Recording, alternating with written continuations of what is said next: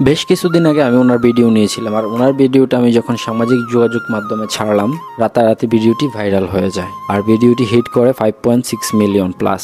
আর বর্তমানে বিভিন্ন টিভি চ্যানেলের সাংবাদিকরা আসছে ওনার ভিডিও করার জন্য, আর করবেই না কেন, বর্তমানে উনি বাংলাদেশের ভাইরাল একজন পরোটা বিক্রেতা, যে কিনা 3 ঘন্টায় 10,000 টাকার পরোটা সেল করে থাকে। ওনার দোকানটি স্টার্ট হয় সকাল 6টা থেকে সকাল 10টা পর্যন্ত, তারপরে আর ওনার পরোটা পাওয়া যায় না। আসলে সকাল 6টা থেকে 9টার ভিতরেই ওনার পরোটা প্রায় শেষের দিকে হয়ে যায়, একটার পর একটা লাইন লেগেই থাকে। আসলে মানুষকে দিয়ে উনি ছাড়তে পারে না, লাইন পিছন দিয়ে লেগেই আছে। তো অনেক দূর দূরান্ত থেকে অনেক ভাইরা আসে ওনার কাছে পরোটা খাওয়ার জন্য। তো অনেকেই পরোটা খেতে পারে, আবার অনেকেই খেতে পারে না, তাদের কপালে থাকে না, তখন তাদের মন খারাপ করে চলে যেতে হয়। তো আমার আগের ভিডিওতে অনেকে অনেক ধরনের কথা বলেছেন, তো তাদের উদ্দেশ্যে আমি কিছু কথা বলতে চাচ্ছি আজ। অনেকেই বলেছেন ওনার স্বভাব ভালো না, বাজে স্বভাবের, ওনার হোটেলের পরিবেশ ভালো না, ওনার রুটি মানসম্মত না, রুচিশীল না। আসলে ওনার শরীরে রাগের পরিমাণটা একটু বেশি, কারণ উনি যখন রুটি বানায় আর মানুষ যখন কথা বলে তখন সেই প্যারাটা উনি নিতে পারে না, তাই মানুষের সাথে উনি খারাপ বিহেভ করে থাকে।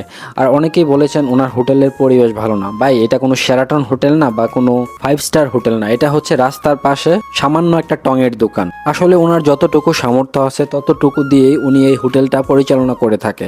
আর আপনারা যদি মনে করেন যে 5 স্টার হোটেলে খেতে আসছেন, তাহলে আপনারা আসবেন না ভাই, কারণ ওনার এখানে পরিবেশটাই এরকম। উনি নিজে থেকেই বলে আপনার যদি ইচ্ছা হয় আপনি খেতে পারেন, আর ইচ্ছা না হলে আপনি না খান ভাই, চলে যান। তারপর অনেকে আবার এটাও বলেছেন ওনার হোটেলের রুটি মানসম্মত না, রুচিশীল না।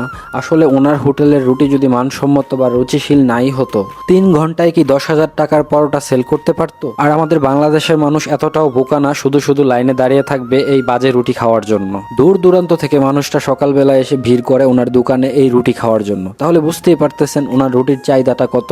একটা মানুষ যখন ভালো কিছু করে তখন ওনাকে সাপোর্ট করা দরকার আমাদের সবারই। আর এই পরোটাটা সবার কাছে ভালো লাগবে সেইটা তো কোনো কথা না, কারো কাছে ভালো লাগবে, কারো কাছে নাও লাগতে পারে, এইটাই স্বাভাবিক। তো আপনারা যারা যারা এখনো এই মালয়েশিয়ান পরোটাটি খান নাই, তারা অবশ্যই চলে যাবেন ওনার হোটেলে এই পরোটাটি খাওয়ার জন্য।